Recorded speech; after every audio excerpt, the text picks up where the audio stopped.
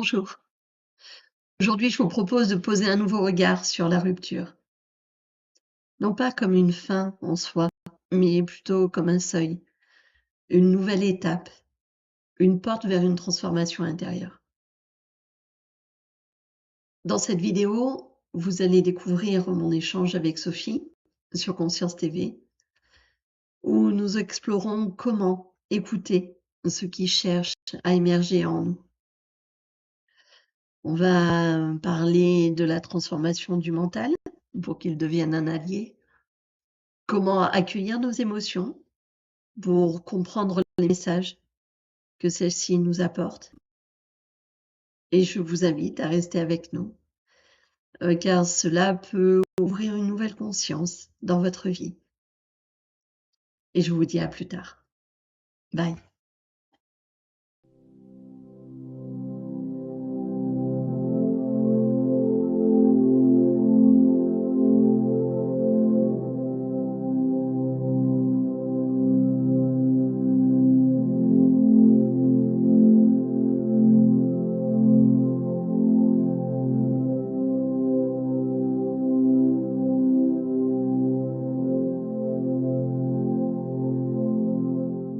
Bienvenue sur Conscience et dans les chroniques de Ève Cotaz. Aujourd'hui, nous allons aborder le sujet sur accueillir la rupture comme le départ d'un cheminement spirituel.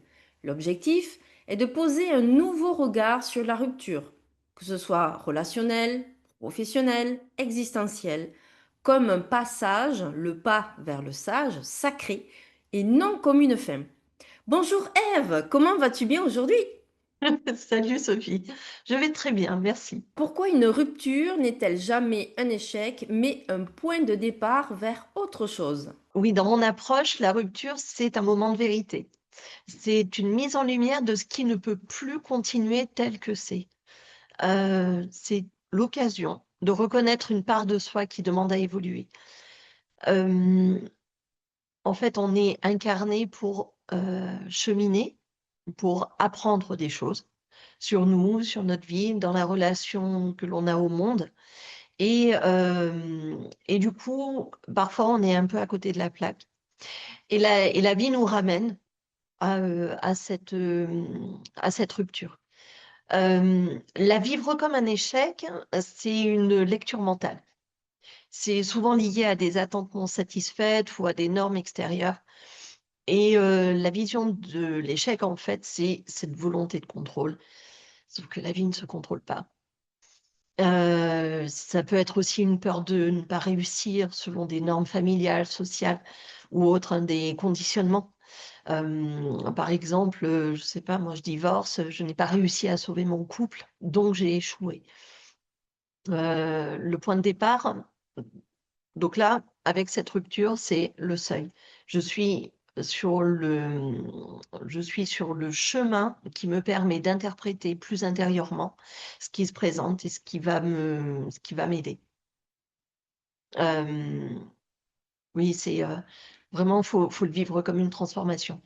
Je sais que c'est difficile, hein, parce que quand ça arrive, c'est mince. Comment je vais m'en sortir? On a tout de suite des foules de peurs qui viennent, qui se présentent, des jugements, en fait, on est vraiment, on bascule dans le chaos, hein. Mais c'est non, en fait, on a possibilité, comme on est dans un monde de dualité, j'ai la possibilité de le voir comme ça et j'ai aussi la possibilité de faire un pas de côté et de dire: «Attends, pourquoi ça se passe comme ça? De quoi on parle? De quoi j'ai besoin?» Et ce fameux exemple par rapport au couple, ça peut être aussi mais qu'est-ce que cette rupture me permet de reconnaître, hein, heu, sur moi, sur ma vie, sur mes valeurs, ce qui est important pour moi. Comment écouter ce qui cherche à émerger en nous?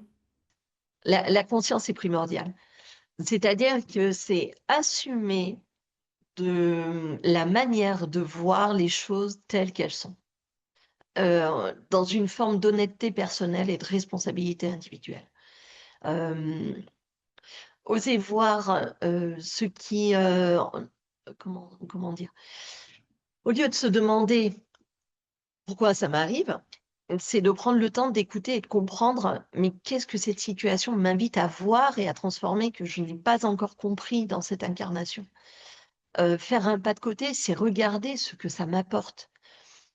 C'est grâce à cette prise de conscience qu'on ne peut faire en étant que, comment dire, la conscience peut se manifester quand la culpabilité ou la peur ne sont pas là.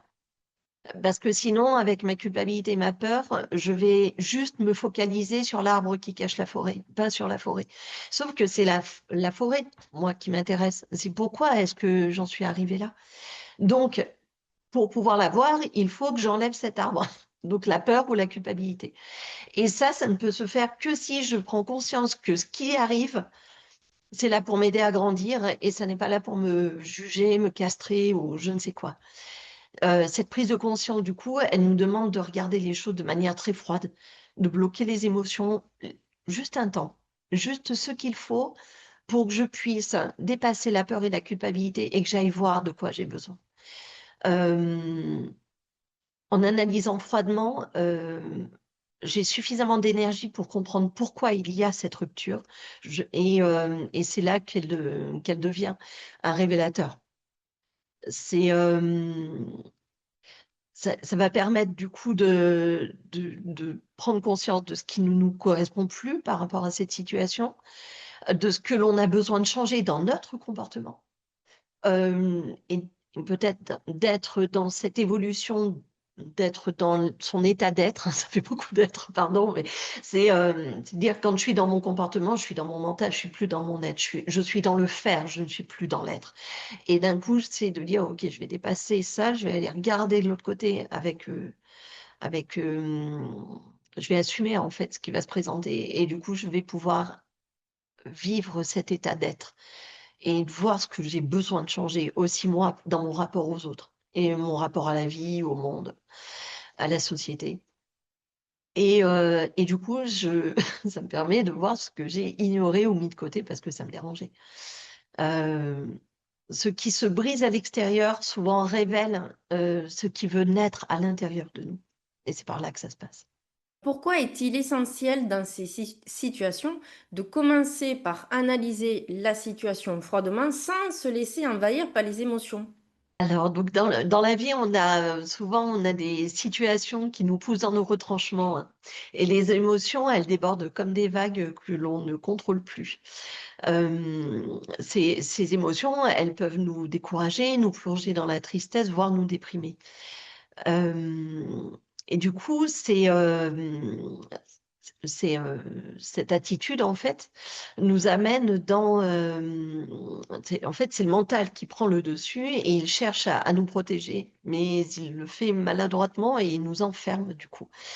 Il nous fait croire qu'on ne peut pas, qu'on n'est pas assez, qu'on est sûrement perdu ou que, de toute façon, ça sert plus à rien. Et résultat, en fait, on perd pied et on se laisse totalement envahir par cette émotion brute et l'on finit par vivre cette situation depuis un espace de victime plutôt qu'un espace de conscience. Passer du mode victime au mode de la connaissance, c'est faire ce pas de côté. Donc c'est pour ça qu'il faut l'analyser de manière froide. C'est d'accepter de ne pas se laisser définir par ce que l'on ressent. Là, pour l'instant, j'ai une émotion, mais là, moi, j'ai besoin de savoir clairement pourquoi est-ce que j'en suis là. Et ensuite, je vais pouvoir me laisser aller à mes émotions. Mais dans un premier temps, je me maintiens, parce que sinon, je pars juste dans les tours et je ne sais pas de quoi on parle.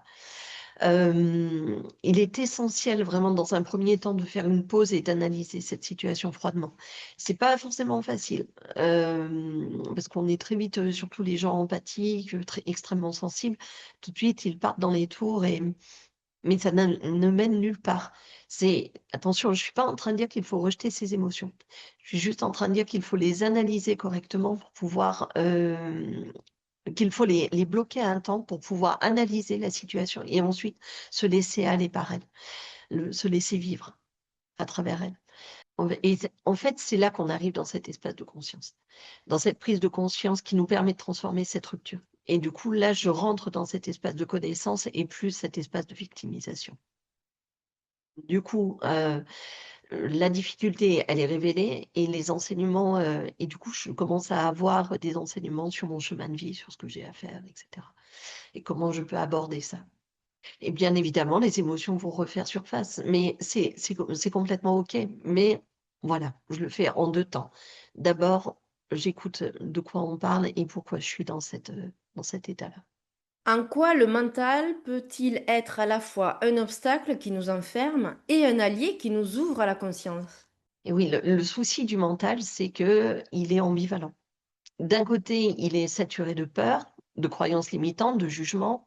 Il nous enferme. Il est de cet état-là parce que quand il s'est construit, depuis que nous sommes enfants, il a été, façonné par, Miguel Ruiz parle des maîtres, de nos maîtres, c'est-à-dire, mes profs, mes parents, tous ceux qui ont un ascendant sur moi. Ils nous bloquent à cet endroit-là. En fait, eux nous disent des choses et comme nous sommes, nous n'avons pas ils sont on est en dessous, ben, on prend pour acquis ce qu'ils disent et du coup, ils nous enferment dans ces schémas et heu et du coup, lui, il est de ça. Donc pour lui, il faut nous protéger et donc il s'accroche, comment dire? Il s'accroche à ce qu'il connaît déjà parce qu'il est toujours préférable de rester dans un enfer connu plutôt que dans l'inconnu, pour lui, hein. Et il nous maintient dans une posture de fermeture. Bah, nomade, forcément, c'est parce qu'on ne sait jamais, hein, ça peut être grave. Après, on va se trouver plein de trucs pour bien rester dans ce truc. Dans cet état, le mental devient du coup un obstacle à la conscience car il nous empêche de voir au-delà de nos conditionnements. Mais de l'autre côté, le mental, une fois qu'il est discipliné, il devient un super allié puisqu'il est celui qui va me permettre de voir la situation, d'oser regarder et de voir et c'est vraiment, super fort parce qu'après on peut se faire une autocritique personnelle de qui nous sommes, de ce que l'on est en train de faire et de comment on peut faire les choses pour qu'elles soient, plus, agréables, autant pour moi que pour les autres. Et c'est vraiment, c'est pas de dire mental, égale menteur. Non, non, c'est pas ça. C'est, sortez-le de ce carcan-là, maîtrisez-le, au début, c'est de la maîtrise. Après, il fonctionne si vous voulez, c'est une rééducation de ce mental à faire. Quand il va être dans cette démarche d'ouvrir au champ des possibles, là, on va pouvoir, bah, il va rentrer dans le yes man. Et dire oui à l'expérience et du coup, il y a plus de jugement. Il y a plus, «Ah ben, c'est pas bien, ouais, mais quand même ouais, mais» en à tout bout de champ, «Ouais, mais avec ça, ouais, mais avec ci» et cetera. Non, là, d'un coup, c'est un tremplin. Il dit: «Attends, voilà la situation, qu'est-ce qu'on crée nous de ça pour le changer?» et il nous aide à accueillir la nouveauté et à explorer sans peur et avec cet état de conscience. Du coup, en fait, la conscience, elle ne naît pas de l'absence du mental, mais de sa transformation. C'est hyper important d'en prendre conscience de ça, de l'accepter. Quand le mental, il arrête d'être prisonnier de ses peurs, il s'ouvre au possible et il devient du coup un super, compagnon de la conscience. Et c'est vraiment de là qu'on peut commencer à grandir et de quitter le mode survie pour arriver dans le mode de l'évolution. Quelles sont les émotions ou résistances les plus fréquentes dans ces moments de rupture? Lorsque la rupture se pointe, en général, c'est les émotions qui sont les premières à se manifester. La peur nous parle de l'inconnu, la colère, elle exprime une frustration et la tristesse, elle accompagne ce qui est en train de s'effondrer puisqu'on est en train de perdre, tout ce que l'on croyait, tout ce que des ça peut être sur la vie, ça peut être, sur, la perte, réelle. Enfin, là, je reparle du couple, bah, oui, d'un coup, ma vie ne va plus du tout être celle-ci, il sera plus là, elle sera plus là et cetera. Hem, donc c'est face à ça on est confronté. Mais elles ne sont pas ces émotions ne sont pas des obstacles, hein, elles sont des messagères. Elles nous montrent, que quelque chose d'important est en train de se jouer en nous, qu'on est dans un éveil, vraiment. Hem, à côté des émotions, il va y avoir les résistances. Heu, normal. L'émotion, c'est le truc désagréable. Les résistances, c'est ce qui veut nous protéger de ces émotions. Donc on est un peu dans tout ce mécanisme merdique elles naissent, et donc ces résistances, elles arrivent avec ce besoin de contrôle en disant: «Non, non, non, attends, je maîtrise ce qui m'échappe», sauf que, bah, en fait, La vie, c'est un leurre, enfin, tout le monde le dit, hein, c'est un leurre de croire qu'on peut maîtriser la vie. Ça nous rassure, mais c'est une fausse, c'est, c'est faux, en fait. Ça nous rassure, mais c'est faux. C'est pas réel. Et on peut dire d'une certaine manière rester dans une fidélité inconsciente à une ancienne version de nous-mêmes. C'est-à-dire que ces émotions aussi, elles viennent mettre en lumière ça. C'est-à-dire qu'il y a une partie de moi, une version de moi qui est en train de mourir pour créer une nouvelle. Et ça, c'est pas très agréable. On préfère rester dans notre petit confort. Mais faut vraiment comprendre que ces résistances ne sont pas nos ennemis. Elles sont des formes de loyauté envers ce que nous avons été, envers ce qu'on nous a inculqué. Elles nous ont aidés à grandir jusqu'à maintenant. Quand on est enfant, ben, on est le résultat de toutes ces expériences, de tout ce qu'on nous a transmis. Et ça nous a aidés à vivre jusqu'à présent. Bon, il y a l'éveil qui se pointe parce qu'on s'est un peu éloigné de notre chemin d'âme, mais voilà, c'est pas grave. C'est ça aussi l'expérience incarnée, et c'est ça qui est génial, quoi. On teste des trucs, quoi. C'est rigolo. Vous voyez, faut le vivre avec ça. Et donc les accueillir avec douceur, c'est déjà commencer à les traverser. Ne pas être dans une résistance. Je te vois, je comprends pourquoi tu es là, ce que tu es en train de faire, et moi je choisis d'avancer différemment pour que nous puissions grandir ensemble. On peut dire ça à ces parties de nous qui sont en train de mourir. C'est oui, oui, je ne te rejette pas. Je vois en toi cette blessure et c'est OK. Et maintenant, tu vas voir, on va changer notre vie. Et là, ça prend du sens. Eh bien, merci Ève. On se retrouve la semaine prochaine sur Conscience et nous parlerons cette fois-ci d'identifier les schémas qui nous retiennent. Merci, à bientôt.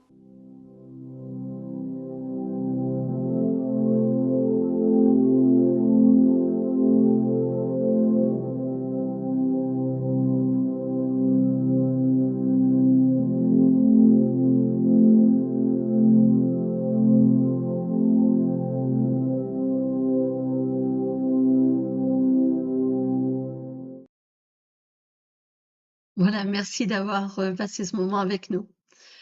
Et souvenez-vous, une rupture n'est jamais un échec. C'est un passage vers un nouvel état de conscience. Si cette vidéo vous a parlé, je vous invite à vous abonner à ma chaîne, à soutenir mon travail. Laissez un commentaire aussi sur ce que vous traversez, si vous le souhaitez, c'est avec plaisir que je vous lirai.